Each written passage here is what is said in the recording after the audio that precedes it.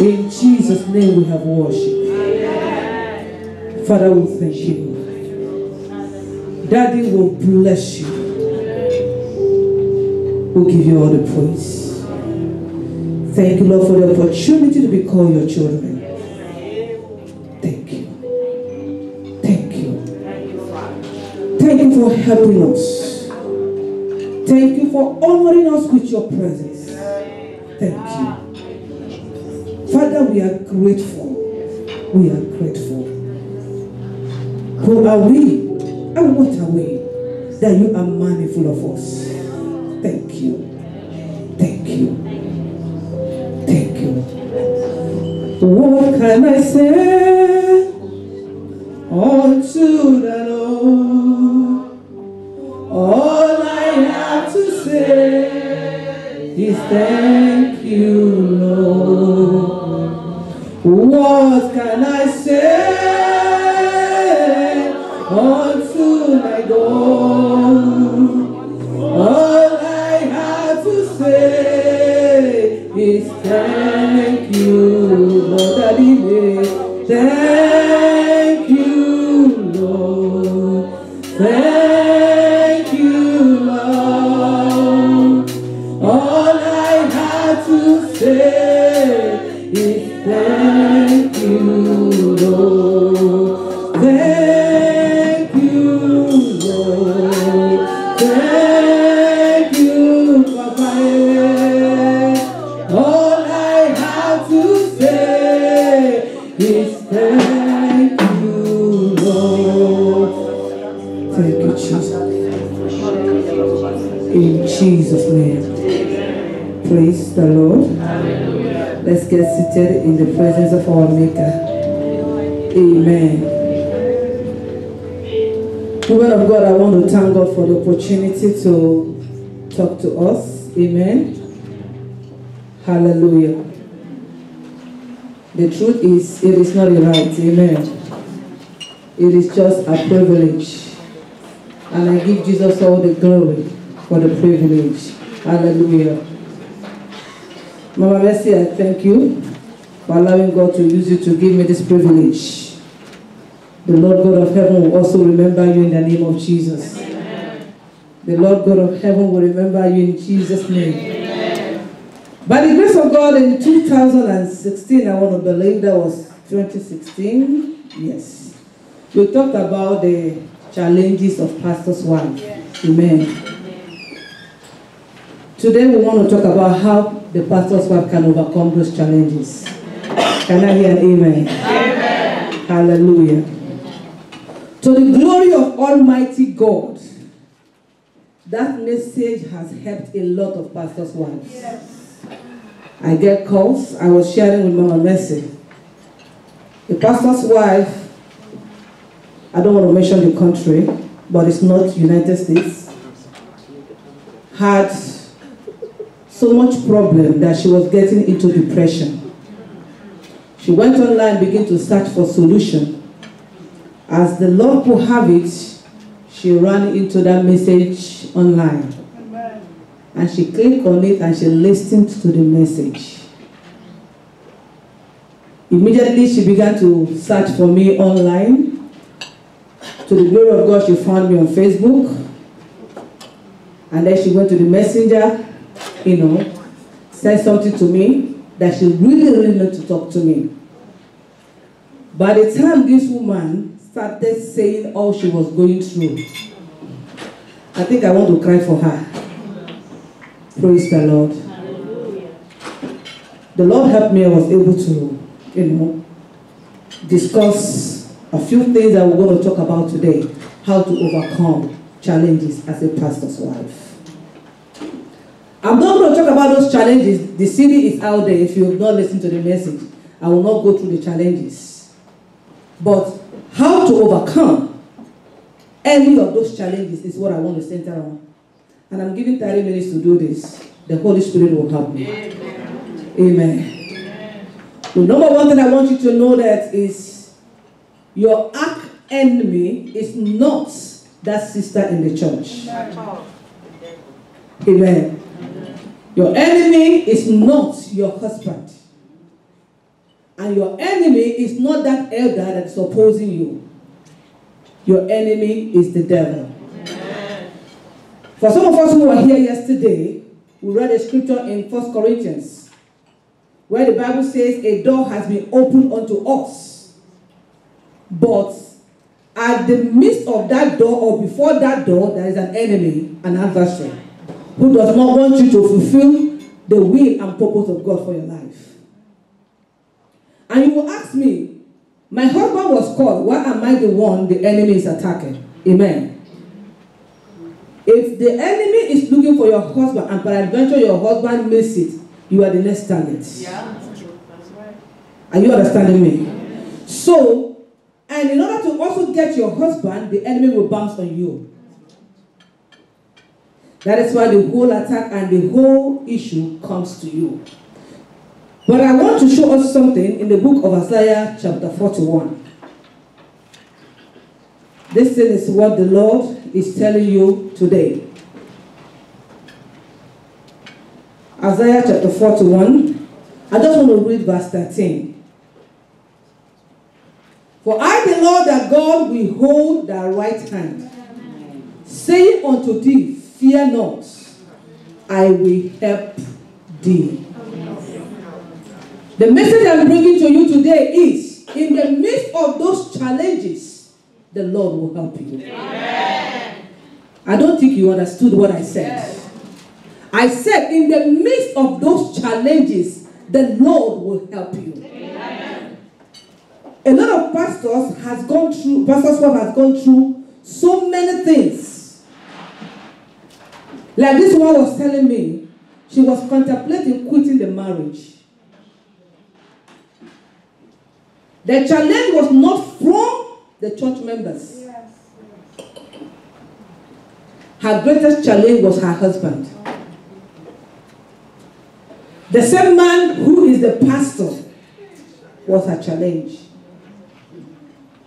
She mentioned to me the last time she and her husband had sex, the man does not touch her. She said when they appear before people, they look like perfect couple. But when they get to the bedroom, they are enemies. This woman was in pain. The Lord will help us. Amen. I said the Lord will help us. Amen. The number one way to overcome this challenge, because I'm not talking about the challenge, but how to overcome. The number one way to overcome this challenge is this. The pastor's wife must, if you like, underline the must, if you like, put it in parentheses, if you like, bold it. The pastor's wife must be a friend of Jesus. Amen. Mm-hmm. Exactly. If you want to overcome your challenge, Jesus must be your best friend. The book of James said, friendship with the world is enmity with God. When you make the world your friend, Listen, I am not saying watching movies is bad, but there are some movies you must not watch. Amen. But if you form the habit of making television your best friend, it will be hard to overcome challenges. That's right. Amen. Hallelujah. So Jesus must be your best friend. And number 2, remember I have 30 minutes. This one is also must. You must love your offenders in spite of what they have done. I will not be reading the scriptures. I want you to read it. We're all pastors' wives. Matthew chapter 5 verse 44. Luke 6, 27 to 28. Matthew chapter 5 verse 44. The pastor's wife must love the offenders.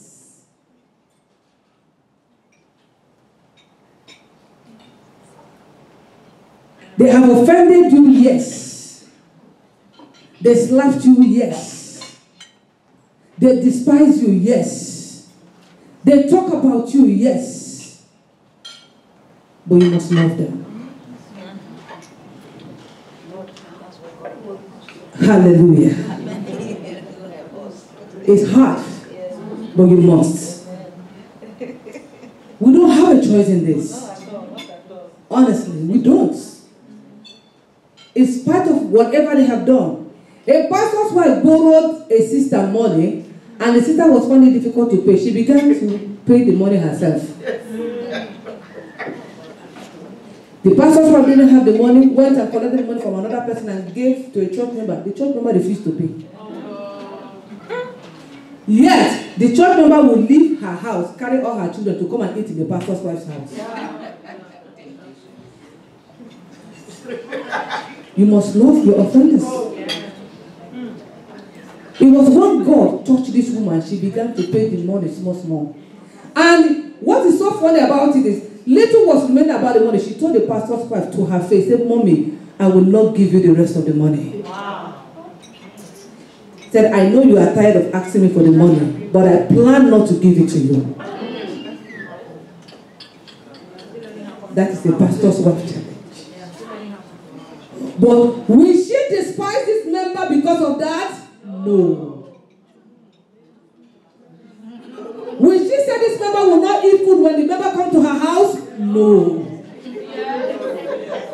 No.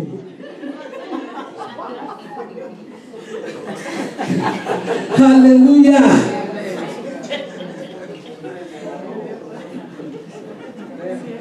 Pastors, when they were having a Mother's Day in their church, and they decided that every sister will wear pink for the Mother's Day. So everybody was buying pink. A particular sister did not have money to buy the pink. The pastor's wife went and bought the pink suit for her. After she bought the pink suit, the sister went to church, and some days later went to beat up the pastor's wife. I'm not kidding. Want to beat her up. The same lady she bought the suit for. And another sister said, "I don't like the way you were talking to Pastor." She was laughing. Say, "I know her. I heard her story before I came." Wow. But will she despise this sister because of that? No.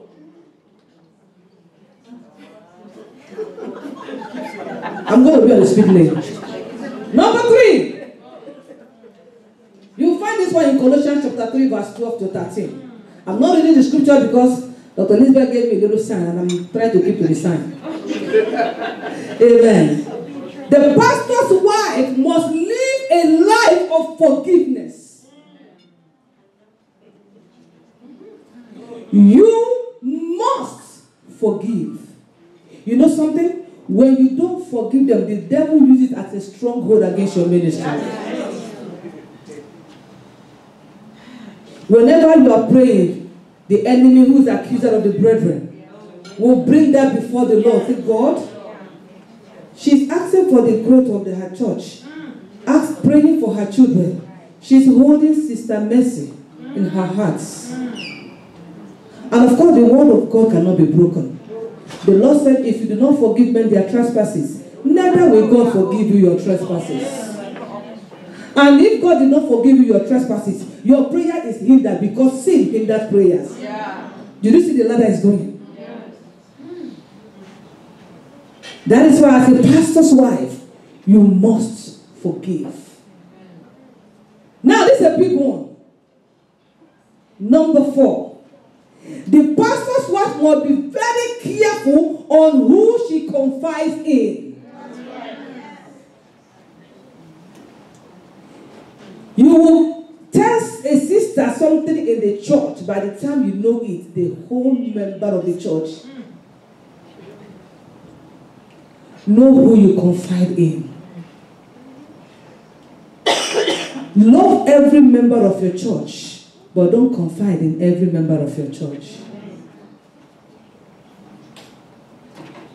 And before you pick an armor bearer, make sure the Lord is directing you. Some armor bearers have destroyed pastors' Yes, lives. that's right. Know who you confide in. Know who is your personal assistant. Is it somebody who will go behind you and say, listen, I know her to her bedroom. Forget what she's doing in the church. That woman is wicked. Her shushing when they enter person's hand. And you know, it's easy for people to believe that because they are your personal assistant.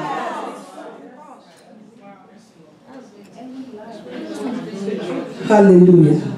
Know who you confide in. The pastor's wife must be a real person. No hypocrisy. There should be no hypocrisy in your life. Listen, don't be one leg in the church and one leg in the world. There are some pastors who, when they come to church, they'll do church thing. After the church, they are smoking cigarettes. I'm being real. They are drinking alcohol. Hypocrisy. In a state like that, it will be difficult for the Lord to help you.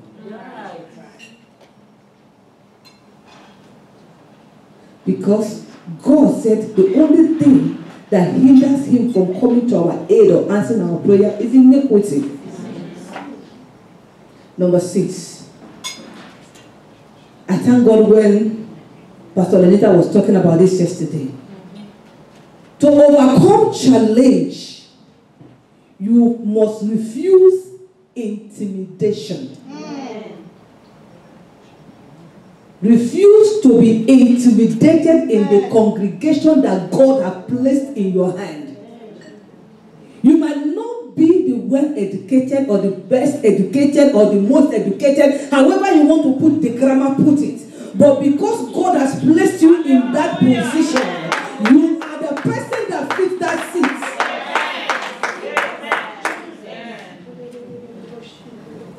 I was listening to Pastor Fuke one day. She said people will be telling her or telling her husband that she's not beautiful. She said whether she's fine or not, she is the pastor's wife anyway. Amen. Are you understanding me? You are what? The pastor's wife. Don't let somebody come and tell you, look at her, she can't even dress very well. She can't speak good English. Like they were asking my sister, they said, where have you seen a pastor marrying a policeman? You to pastor wife. Don't let anybody intimidate you. Because when you are intimidated, you will not be able to overcome the challenge. When you let what they say about you get into you, you will not make it. But refuse intimidation. Amen. Are you understanding me? Yes. If your husband said you should come and minister, even if you don't know how to preach the Bible, begin to read the scripture from one place to the other. You read Genesis chapter 1, you go and read it. By the time you finish reading it, service will be over.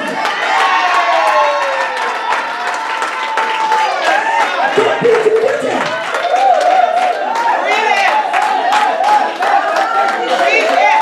Hallelujah.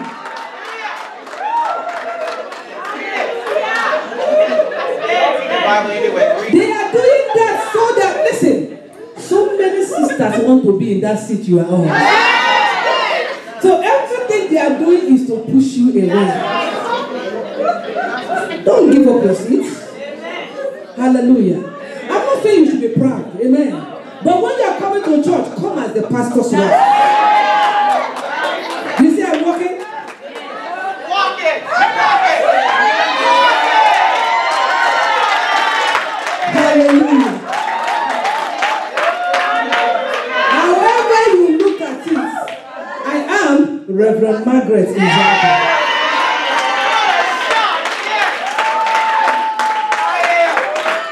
Amen. The Lord called me. He favored me. He gave me the position. I did not choose it. He looked at all the ladies in our church. And he said, you are the one that will marry that man of God. And you think you want to intimidate me? The Lord will help us in Jesus' name. So you are the pastor's wife, refuse intimidation. Do not gossip or share any negative thing about a church member to another church member. Amen. Please, mommy, Sister Jennifer did this, da. Okay, you see Sister Angela. Did I say Jennifer did this? No.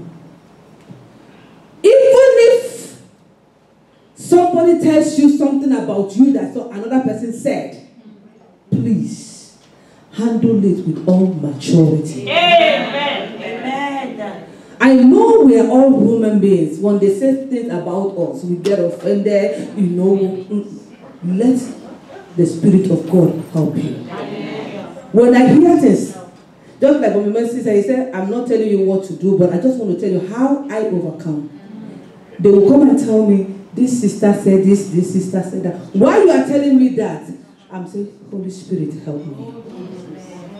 Father, help my heart. Lord, help my emotion. Father, may I handle this thing very well, the way you only will be glorified. And sometimes I will tell the Lord, I say, Lord, I don't want to send this person to hell. Just help me to handle it in a way that they will be touched, not be hurt. Am I making sense? Yes. It's a different thing that you want to hurt somebody. Yes. And it's a different thing that you want them to be touched. I told somebody one day, I said, you offended me, but the reason why I'm picking my words, I didn't call you, is because I don't want to hurt you back. That's right. I was hurt, yes. But I told her, I don't want to hurt you. My goal is not to hurt you. My goal is to retrieve you. Amen. So people of God, let's learn not to share gossips. Number 8, very important. A pastor's wife must look for a spiritual mentor. That's right. Amen. This woman of God that I was telling us said she does not know who to talk to. But if she had a mentor, she would be able to talk to her mentor. I thank God, people of God, for a conference like this, where we can come and refresh. Hallelujah. The Lord will help us to have a section where pastor's wife will pick somebody and go and talk to them. Amen. Open up. Listen, our challenges are similar. It might not be exactly the same, but we pass through similar things. And maybe what you are going through now is what I have gone through years back. Am I communicating to somebody? You need a mentor. You need somebody you can call. Let me share this experience with pastor's wife. I was going to bring it in another section, but let me tell us right now. A pastor's wife brought a sister to her house. This sister had a challenge with her biological sister, and she moved out. The pastor's wife didn't want the sister to come into their house. She tried to talk to the sister so that they can, resolve the problem, make peace. But this sister has already cried to the pastor, and the pastor was pressurizing the wife to bring the sister in. The pastor's wife was so skeptical about it, but the husband was insisting. For peace to reign, she allowed the sister come in. That was the beginning of problem in that pastor's house. One day, I'm not going to share what this woman of God went through, but I want to share this one with us. You know how our houses are here in America? The bedroom will be upstairs and maybe one bedroom downstairs and all that. The pastor was sleeping in the bedroom. The wife was in the bedroom. I don't know what went into this sister's head. She sleeps downstairs. She came upstairs to take shower. Okay? And was going down the staircase half naked. Guess who came out of the room? The pastor's wife. And the pastor, her towel was this short, all these places open. And she called the sister. Why are you naked in my house? She said, oh, in my own house I walk around naked.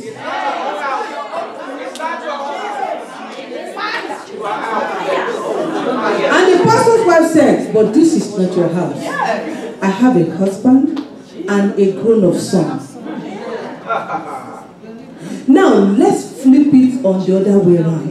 What if it was a pastor that came out? Would a sister half naked? I am not saying that our men are not spiritual. Don't get me wrong. But you have planted something in the heart of that man. And that was what the sister wanted to achieve. It might not be what she wanted at that moment, but she was trying to plant a seed that the man will be thinking about. The man will be guessing. You know, when you see something half, you want to see the whole of it.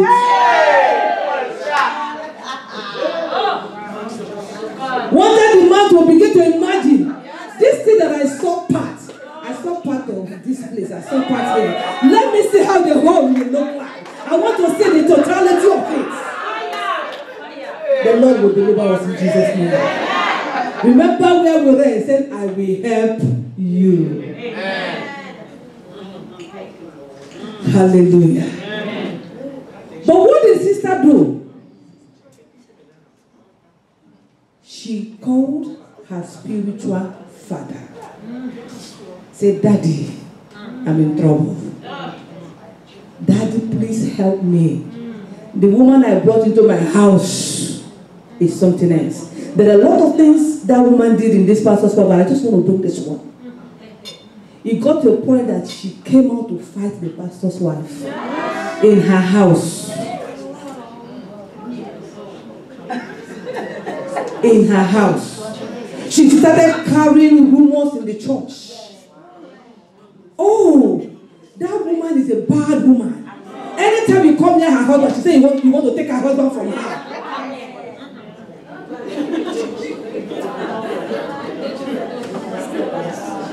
But this sister was able to go through it. The pastor's wife went through this because she had a mentor. Amen. She was always calling her mentor. She will call her spiritual father. She was constantly walking with her father in the Lord. Sometimes the man of God will declare fasting. Both her and the father in the Lord, they were fasting.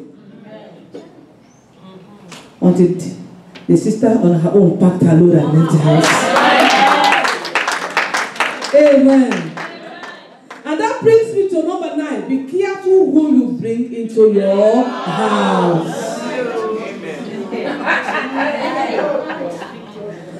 I am not saying you should not help people. But be careful. Careful. Let them be people that are stranded indeed and God wants you to help them. Listen, I was telling somebody one day, Some people, okay, I said, if somebody want to come to my house and they said, if they don't come to live in my house, they will not come to church. Let them go and find another church.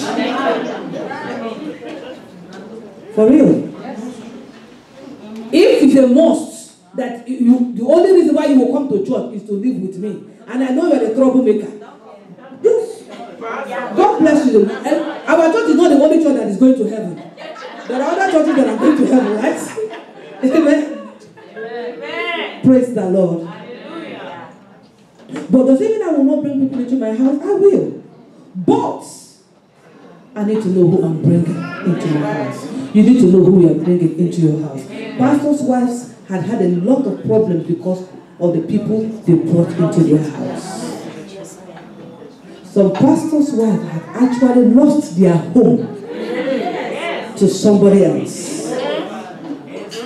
They have actually lost their home. Your husband that has been eating your food since 30 years, all of a sudden realize that you don't know how to cook.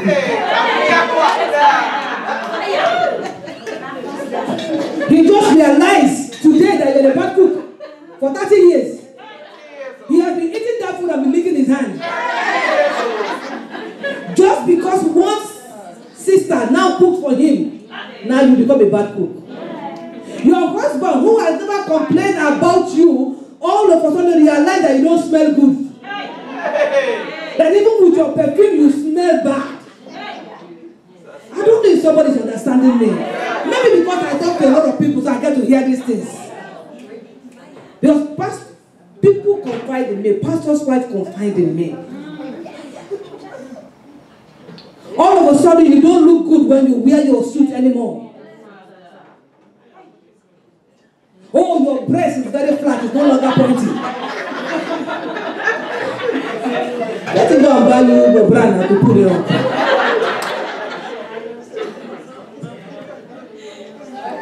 Be mindful of who you bring to your house. The Lord will help us in Jesus' name. Number 10, the pastor's wife must be an encouragement to the church. Amen. The Lord will raise a voice for you. Amen. In the midst of everything, God will raise a voice for you. You need to be an encouragement to the church. Even when some people are saying she's no good, another group will be saying, but this woman is an encouragement to us. But if you are not an encouragement to them, who will stand for you? Hallelujah. Do not be a pastor's wife that is unapproachable.